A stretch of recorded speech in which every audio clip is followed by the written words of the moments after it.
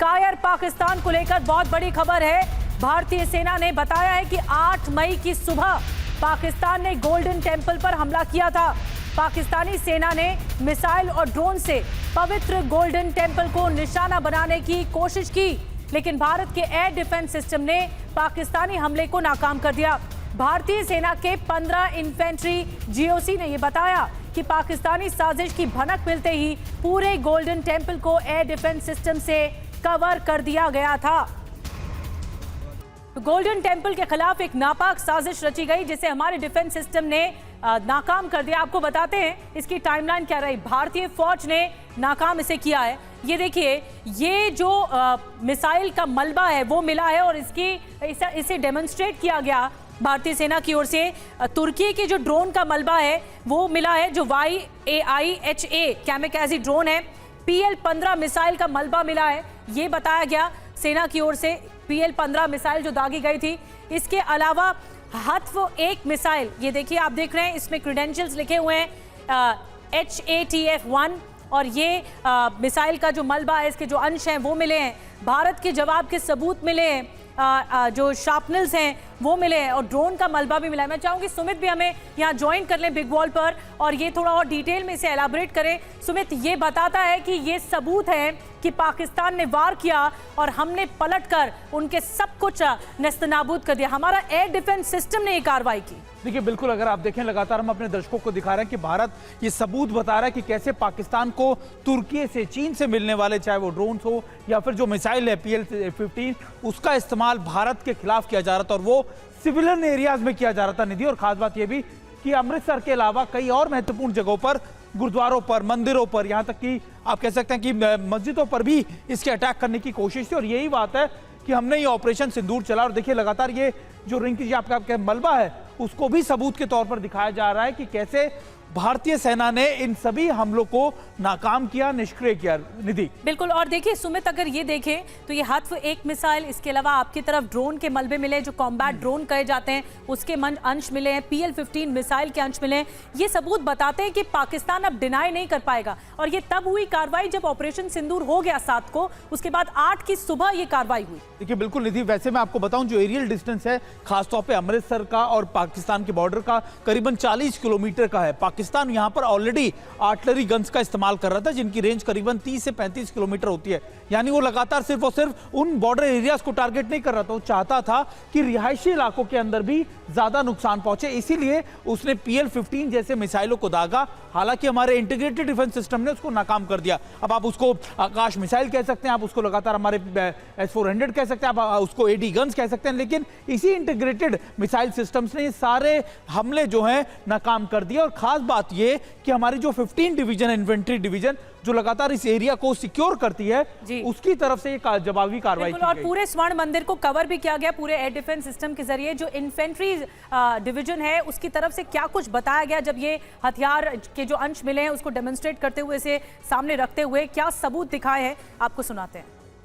7 मई की रात को हमने पुख्ता जानकारी मिली कि पाक किसी भी उचित और वैध टारगेट के ना होने के कारण भारतीय सैन्य ठिकानों को और सिविल इलाकों को, खास तौर पर धार्मिक स्थलों को निशाना बनाएगा। इसमें अमृतसर में स्थित गोल्डन टेंपल सबसे अहम था। हमें अतिरिक्त जानकारी ये भी मिली कि गोल्डन टेंपल के ऊपर वो भारी तादाद में ड्रोन और मिसाइल से हमला करेगा। इसीलिए हमने तुरंत आधुनिक, अतिरिक्त एवं उपयुक्त एयर डिफेंस को उपलब्ध कराया, और रणनीति के अनुसार गोल्डन टेंपल को चारों ओर से एयर डिफेंस की सुरक्षा दी गई। 8 मई की सुबह को अंधेरे में पाक ने अनुमान अनुसार ड्रोन और मिसाइल के जरिए से सभी सैन्य एवं सिविल ठिकानों पे और खास तौर पे गोल्डन टेंपल पे भारी तादाद से ड्रोन का हमला किया। क्योंकि हम इसके लिए तैयार थे, तो भारतीय सेना के आर्मी एयर डिफेंस के सतर्क और सशक्त योद्धाओं ने पाकिस्तान के नापाक इरादों को पूरी तरीके से ध्वस्त करते हुए ड्रोन और मिसाइल हमले को पूरी तरह से विफल कर दिया, और हमने गोल्डन टेंपल पे एक आंच भी नहीं आने दी। तो सेना का बयान आपने सुना। जो इन्फेंट्री जोन है 15वीं, और आपको ये भी बता दें जो GOC रहे उनकी ओर से कहा गया। अब आपको ये बताते हैं कि पाकिस्तान ने जिन मिसाइल और ड्रोन का इस्तेमाल किया वो कितने ताकतवर थे। पाकिस्तान ने क्या कुछ इस्तेमाल किया भारत के खिलाफ। देखिए, तुर्की में बना लाइटनिंग ड्रोन का इस्तेमाल किया गया पाकिस्तान के खिलाफ। पाकिस्तान के जरिए। कैमिकाज़ी ड्रोन इसे कहा जाता है। 5 किलो विस्फोटक ले जाने में सक्षम होते हैं YIHA और 100 किलोमीटर तक की इनकी रेंज होती है। ये कैमिकाज़ी ड्रोन है। अब PL-15 की बात करते हैं। PL-15 missile air to air missile है। ये भी इस्तेमाल पाकिस्तान ने किया। 145 और 300 किलोमीटर तक की इसकी रेंज बताई जाती है। ये PL मिसाइल की और ध्वनि की गति से 5 गुना तेज है। ये भी इसी इंटेंसिटी के साथ पाकिस्तान की तरफ से आया। AESA रडार गाइडेंस, ये भी आपको बता रहे हैं कि PL-15 मिसाइल है उसके जरिए हुआ। शॉर्ट रेंज बैलिस्टिक मिसाइल, एक एक करके हम आपको डिटेल्स बता रहे हैं। ये डिटेल्स हम आपको दिखाते रहेंगे। बहरहाल मोहित के पास चलते हैं जल्दी से। हमारे सहयोगी हमें ज्वाइन कर चुके हैं। मोहित, ये बहुत बड़ा खुलासा है। 7 मई को ऑपरेशन सिंदूर अंजाम दिया गया था भारत की ओर से और इसी के जवाब में पाकिस्तान बौखलाया और 8 मई सुबह को ये अटैक किया गया है जिसे नेस्त नाबूद किया। हमारे एयर डिफेंस सिस्टम ने बहुत ज्यादा सक्रियता दिखाई। जी बिल्कुल, देखिए एक बड़ी साजिश थी। एक और तो पाकिस्तान की सेना, पाकिस्तान का मीडिया एक प्रोपेगेंडा कर रहा था, भारत पर आरोप लगा रहा था कि पाकिस्तान में जो सिख धार्मिक स्थल हैं उनको टारगेट भारत की ओर से किया जा रहा है, लेकिन एक झूठा प्रोपेगेंडा था। उसके पीछे असल में पाकिस्तान क्या कर रहा था, पाकिस्तान की सेना क्या कर रही थी।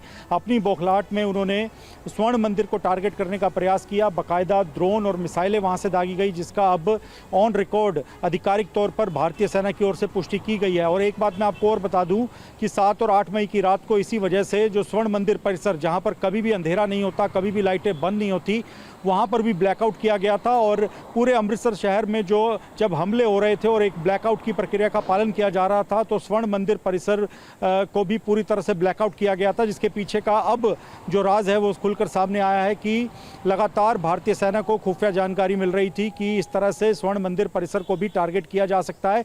इसी वजह से पूरे अमृतसर के साथ ही स्वर्ण मंदिर परिसर को भी ब्लैकआउट कर दिया गया था। और ऐसा इतिहास में पहली बार हुआ था कि जब स्वर्ण मंदिर परिसर को भी ब्लैकआउट करना पड़ा था, क्योंकि इसके पीछे वजह ये थी कि पाकिस्तान की ओर से लगातार जो मिसाइल अटैक किए जा रहे थे, जो ड्रोन अटैक किए जा रहे थे और टारगेट करने का प्रयास किया जा रहा था, लेकिन हमारी भारतीय सेना, हमारा जो एयर डिफेंस सिस्टम था वो पूरी तरह से मुस्तैद था और उसने इन तमाम हमलों को पूरी तरह से विफल कर दिया।